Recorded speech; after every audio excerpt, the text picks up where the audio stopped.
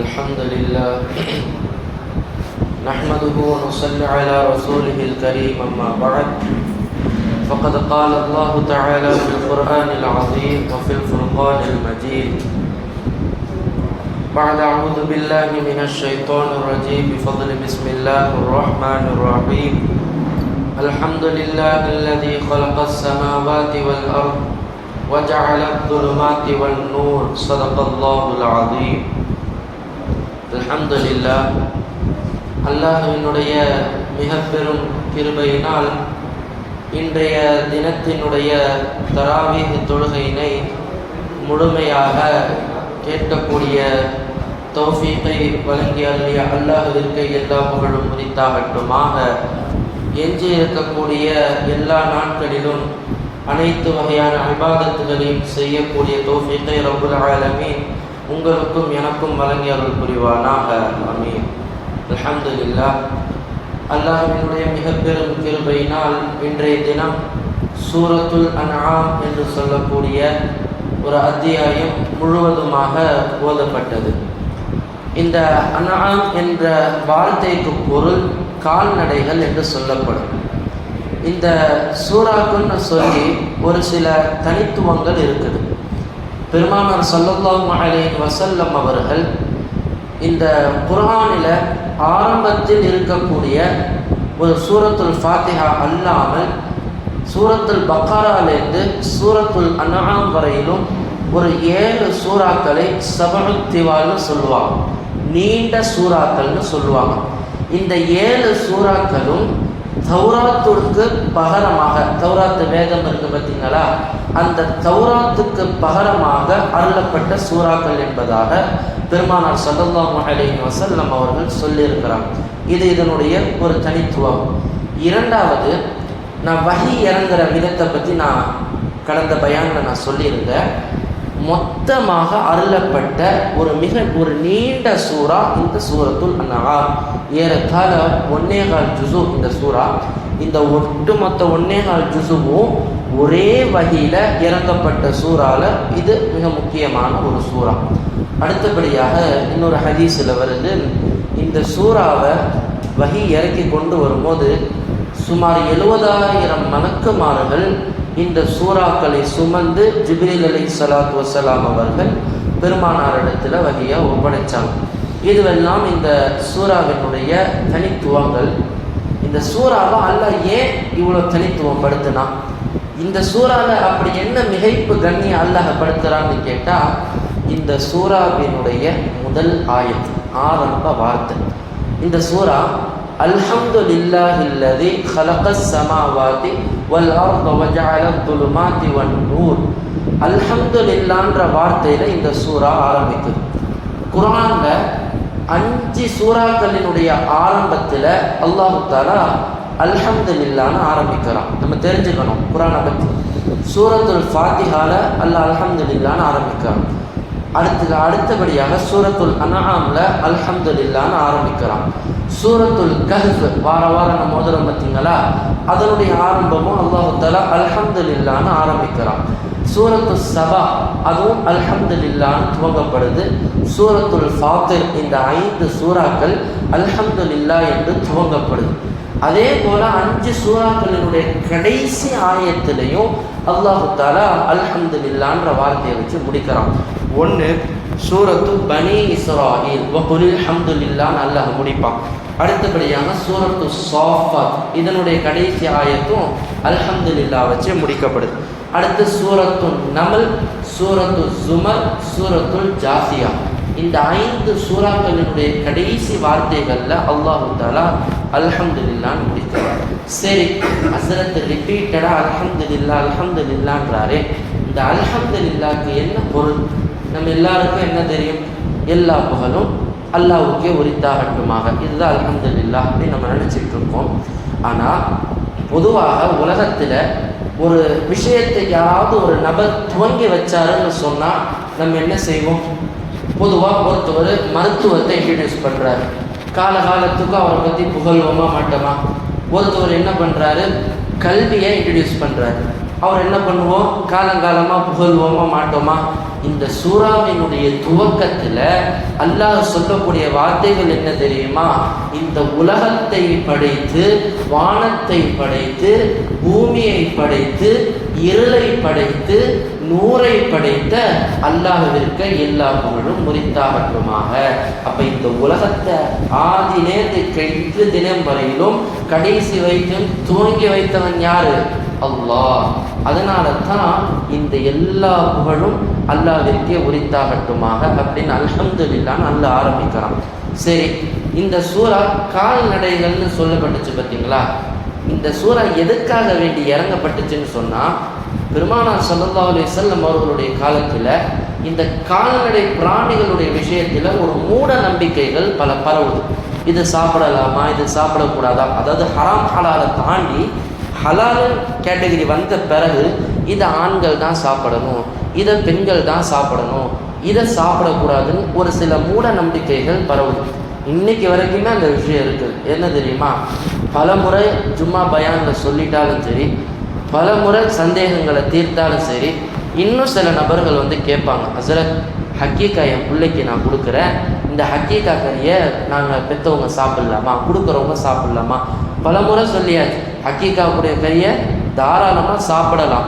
அப்போ சாப்பிடக்கூடாத ஒரு விஷயம் என்னென்னா, ஒன்று தான் மார்க்கத்தில் விதிவிலக்கு. என்னென்னா, ஒருத்தவங்க நேர்ச்சை செய்கிறாங்க. ஒரு பிராணி ஆடு வந்து நான் இதற்காக வேண்டி ஒரு நீயத்தை வச்சு இதை நான் கொடுக்குறேன், நீயத்தை வைக்கிறாங்கன்னு சொன்னால், இந்த நேர்ச்சை செய்த இந்த நபர் அந்த இறைச்சியை சாப்பிடக்கூடாது. ஒன்று, பணக்காரர்கள் அந்த இறைச்சியை சாப்பிடக்கூடாது. ஏன்னா ஏழைகளுக்கு கொடுக்கணும்னு தானே அவங்க நீயத்தை வைக்கிறாங்க. இது மட்டும்தான் விதிவிலக்கே தவிர மற்றபடி நம்ம அறுக்கப்படுகின்ற ஹலாலான நம்ம கொடுக்க எல்லா பிராணிகளையும் நம்ம தாராளமாக சாப்பிடலாம். இது இந்த சூறாவினுடைய ஒரு மைய கருத்து. அடுத்தபடியாக இந்த சூறாவில் அல்லாஹ் தஆலா ஒரு வசனத்தில் சொல்கிறான், குல் ஹுவல் காதிரு அலா அன் யபஅஸ அலைக்கும் அஸாபன் மின் ஃபௌகிக்கும் அவ் மின் தஹ்தி அர்ஜுலிக்கும் அவ் யல்பிஸக்கும் ஷியா. அதாப் இருக்குது பார்த்தீங்களா, அல்லாஹ்வுடைய வேதனைகள், அது 3 விதமாக மனிதர்களிடத்தில் வருமா. ஒன்று, வானத்திலேருந்து அல்லாஹ் தஆலா நமக்கு மேலேருந்து வேதனைகள் வரும்.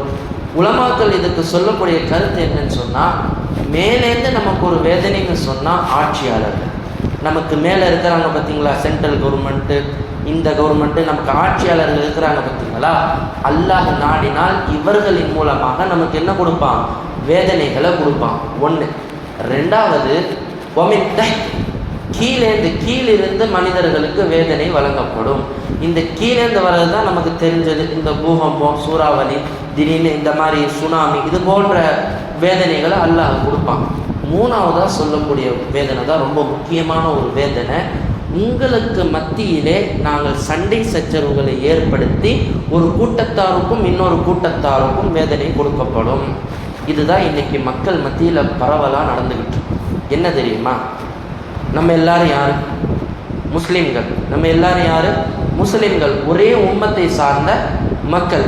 ஆனால் நீங்கள் சோஷியல் மீடியாலேயோ இல்லை சில மேடைகளில் போய் பார்த்தீங்கன்னு சொன்னால், ஒரு முஸ்லீமை இன்னொரு முஸ்லீமே திட்டுவான், ஒரு முஸ்லீமை இன்னொரு முஸ்லீமே திட்டுவான்.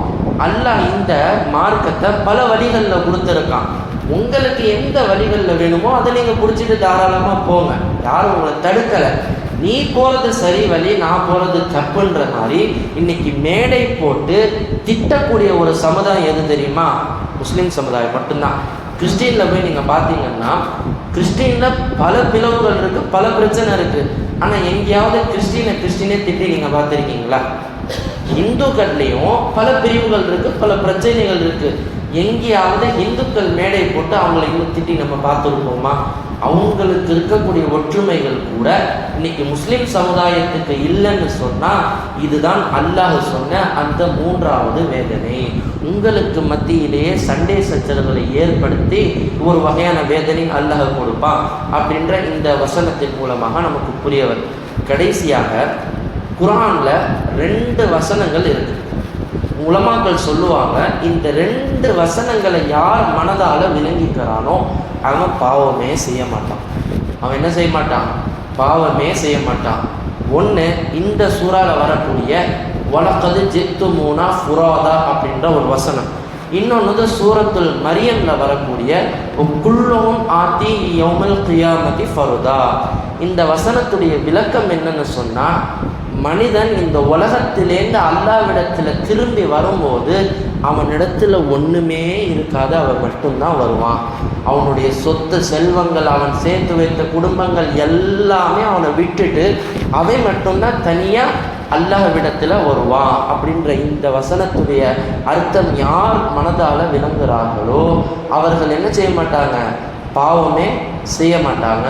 நம்ம எல்லாருக்கும் தெரிஞ்ச, நான் கடந்த நாட்களில் சொன்னேன், ஹதரத் உமர் இப்னு அப்துல் அசீஸ் ரஹ்மத்துல்லாஹி அலைஹி, இவர்கள் ஒரு எந்த அளவிற்கு தக்வாவோடு இருந்தார்கள் என்றால், உமர் ரலியல்லாஹு அன்ஹு அவர்கள் எந்த இறையச்சத்தோடு வாழ்ந்து காட்டினார்களோ இவர்களும் அதுபோல வாழ்ந்தது. வரலாற்றில் இவங்களுக்கு ஒரு பேர் இருக்கு, இரண்டாம் உமர் அப்படின்னு சொல்லுவாங்க. அந்த அளவுக்கு பேணுதல் மிக்க ஒரு மனிதன். சுலைமான் இப்னு அப்துல் மலிக் அப்படின்னு சொல்கிற ஒரு அரசர், பனு உமையாவுடைய காலத்தில் இது நடக்குது. இவங்க அந்த அரசர் என்ன செய்கிறாரு, ஒரு பயணத்தை மேற்கொள்கிறார். இந்த பயணத்தில் அந்த குறுநில மன்னர்கள்லாம் இருப்பாங்க பார்த்தீங்களா, ஒரு பெரிய அரசருக்கு கீழே குறுநில மன்னர்கள், இந்த எல்லா அரசர்களும் சேர்ந்து ஒரு பயணத்தை மேற்கொள்கிறாங்க. பயணத்துக்கு போகிறதுக்கு முன்னாடியே பயணத்துடைய ஏற்பாடுக்காக வேண்டி பணம் எல்லா மன்னர்களும் கொடுக்குறாங்க. யார் எவ்வளோ வசதியாக பணம் கொடுத்தாங்களோ அவங்களுடைய வசதிக்கேற்ப அந்த பயணத்தில் என்ன அவங்களுக்கு கூடாரம் அமைக்கப்பட்டு வகை வகையான உணவுகள் வழங்கப்பட்டு இந்த மாதிரி ஒரு ஏற்பாடுதான் நடக்குது. எல்லா மன்னர்களும் பணம் கொடுத்துட்டாங்க, பயணமும் கிளம்பிடுச்சு. பயணம் போயிட்டு ஒரு இடத்துல என்ன பண்ணுறாங்க, கூடாரத்தை அமைச்சு அவங்களுடைய பணத்துக்கு தகுந்தவாறு எல்லாருக்கும் ஒரு கூடாரத்துலேயும் போய் தங்க சொல்கிறாங்க. இப்போவே இருக்குல்ல, விஐபிக்குன்னா ஒரு தனி கூடாரம், நார்மல் பீப்புள்னால் ஒரு தனி கூடாரம், இப்போவே இருக்கிற மாதிரி அப்போவும் நடந்துருக்குது. அப்போ இந்த உமர் இப்னு அப்துல் அசீஸ் ரஹ்மத்துல்லாஹி என்ன பண்ணுறாங்கன்னு போய் பார்த்தா, ஒரு மரத்துக்கு அடியில் படுத்து அழுதுட்டு இருக்கிறாங்க. இந்த மன்னர் என்ன பண்ணுறாங்க, அப்படியே ஒவ்வொரு இடமா நோட்டை விட்டுட்டே போகிறாங்க. போய் பார்த்தா உமர் இப்னு அப்துல் அசீஸ் அவங்க மரத்துக்கடியில் அழுதுட்டு படுத்திருக்காங்க. அவங்கள எழுப்பி கேட்குறாங்க, ஏன்னா அவங்க ஒரு சிறந்த மனிதர், இன்னும் ஆட்சிக்கு வரத்துக்கு முன்னாடி நடந்த விஷயம். அவங்க எதுக்கு இந்த மாதிரி நீ பணமும் கொடுக்கல, இவர் அந்த ஏற்பாடுக்கு பணம் கொடுக்கல, இந்த மரத்துக்கு அடியில் உட்காந்து ஏன்பா நீ அழுதுகிட்டு இருக்க, என்ன காரணம் அப்படின்னு கேட்குறாங்க.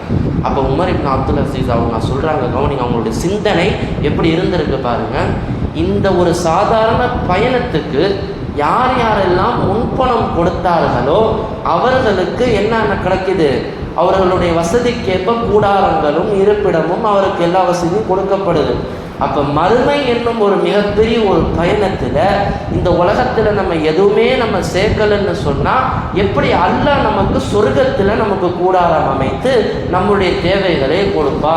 அப்போ நம்ம இந்த உலகத்திலே ஒரு உதாரணம் இருக்கும்போது நாளைக்கு மறுமைக்கு யார் இதெல்லாம் கொண்டு போகலைன்னா நம்மளுடைய நிலை என்ன அப்படின்றத யோசித்து நான் அழுதுன்னு சொல்லி உமர் இப்னு அப்துல் அசீஸ் ரஹ்மத்துல்லாஹி அவர்கள் சொன்னார்கள் என்றால், இந்த உலகத்தில் நீங்கள் எவ்வளவுதான் சம்பாதிச்சாலும் எவ்வளவுதான் சொத்துக்களை சேர்த்து வைத்தாலும் நாளைக்கு நம்ம எதை கொண்டு போக போகிறோம், இந்த உலகத்தில் என்னென்ன சிறப்பாக்கள் நன்மைகள் தர்மங்கள் செஞ்சோமோ அது மட்டும்தான் நம்மளோட வரும். நீங்கள் எத்தனை கோடி கணக்கில் சம்பாதிச்சு சொத்து சேர்த்து வீடு கட்டினாலும் கடைசியில் அது எங்கே போவோம், மண்ணோட மண்ணாக மக்கிப்போம் இல்லையா. உங்கள் பிள்ளைங்க வாழ்ந்துட்டு போவாங்களே தவிர நீங்கள் அல்லாஹ்விடத்தில் ஏற்றணும்.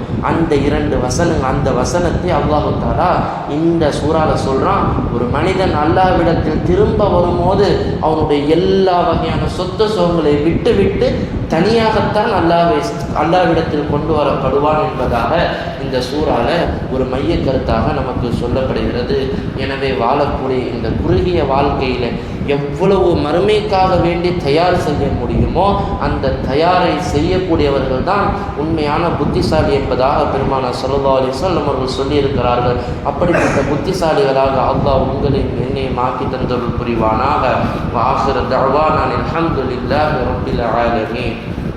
நவைத்து ஸௌம கதின் அன் அதாஇ ஃபர்தி ரமலான ஹாதிஹி ஸனதி லில்லாஹி தஆலா.